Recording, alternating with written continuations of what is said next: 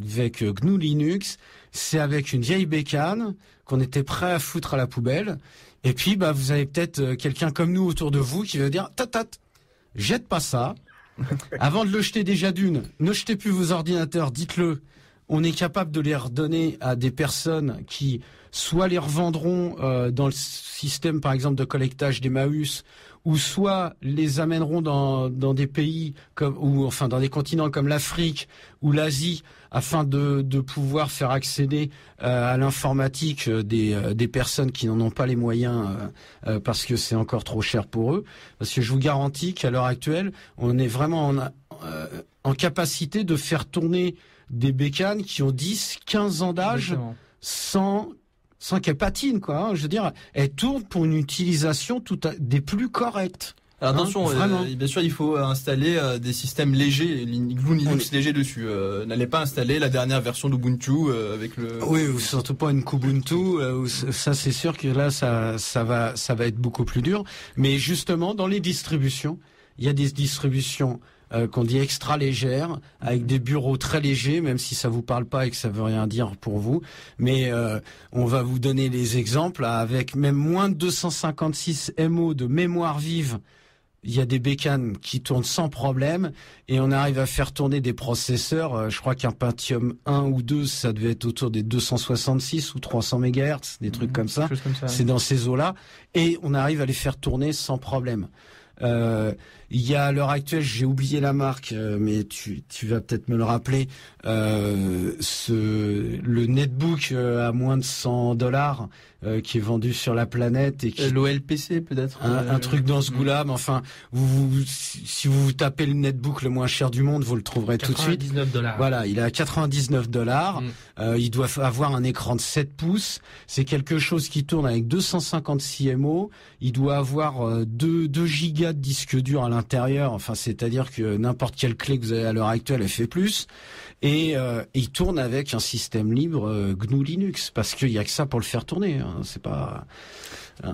Voilà, donc ça, c'est une réalité. Justement, c'est un des avantages principaux qu'on appelle là aussi c'est du jargon, mais c'est la scalabilité. C'est-à-dire la scalabilité, c'est la possibilité qu'offre GNU Linux de s'adapter à n'importe quelle infrastructure informatique, des plus faibles aux plus puissantes, sans aucun problème. Il faut savoir que même les ordinateurs les plus puissants du monde, c'est-à-dire que les ordinateurs les plus puissants du monde tournent sur un système Linux, parce que GNU Linux et un système GNU Linux est adapté à la fois donc aux ordinateurs les moins performants comme aux ordinateurs les plus performants.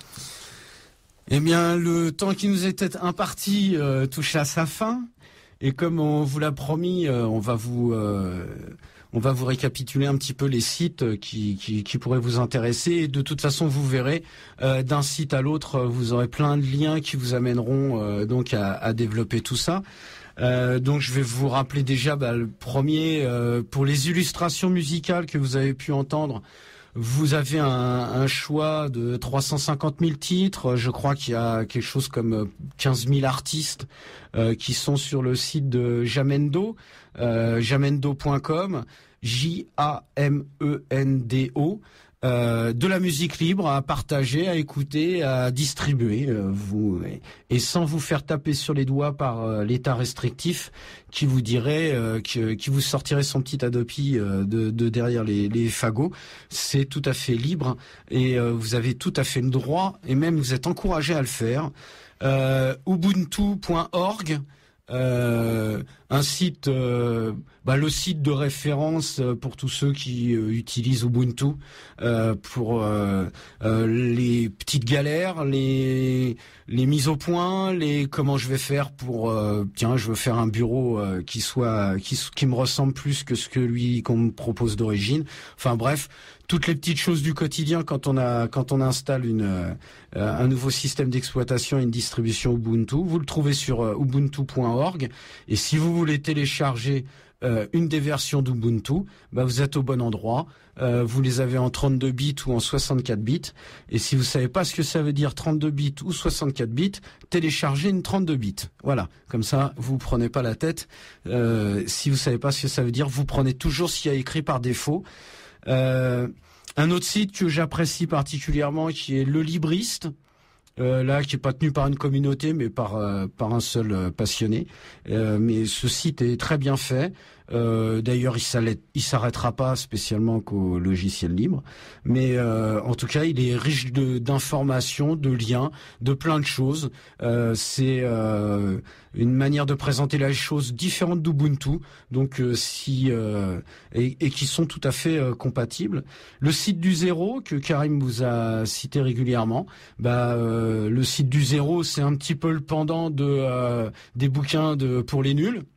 Voilà, le site du zéro, c'est quand vous partez de zéro, comment on dit quand on est un newbie?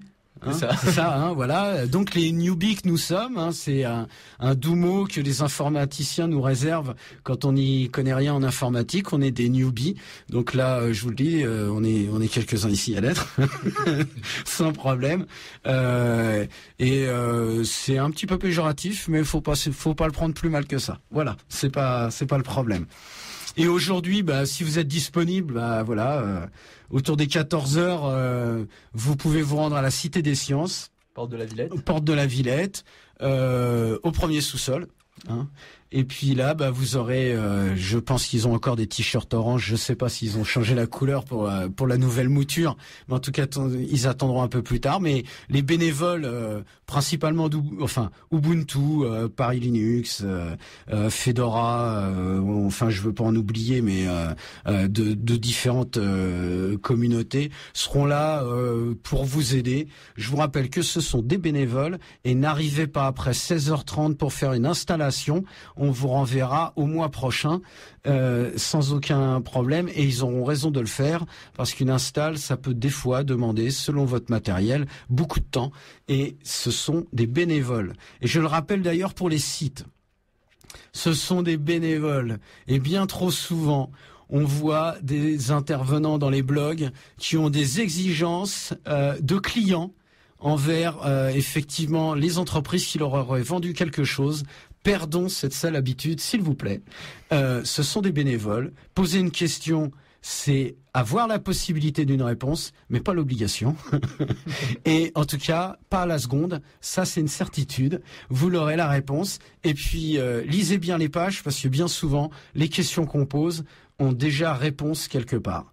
Et puis, le rendez-vous important, le rendez-vous de tous les 6 mois pour ceux qui utilisent des distributions Ubuntu et puis même s'ils utilisent pas, qui s'intéressent au monde du libre, pour la richesse des interventions, pour en savoir plus sur le libre, pour faire une installation. Il y a l'Ubuntu Party qui se tiendra le samedi 12 et le dimanche 13. Alors je sais que c'est en même temps que le salon du livre, le salon du livre libertaire, mais sur un week-end on peut quand même faire les deux, c'est pas un problème. Donc l'Ubuntu Party le 12 et le 13, toujours à la Villette, parce que la Villette et la Cité des Sciences sont accueillantes à ce niveau-là, il y a pas de problème. Il y a entrée beaucoup libre.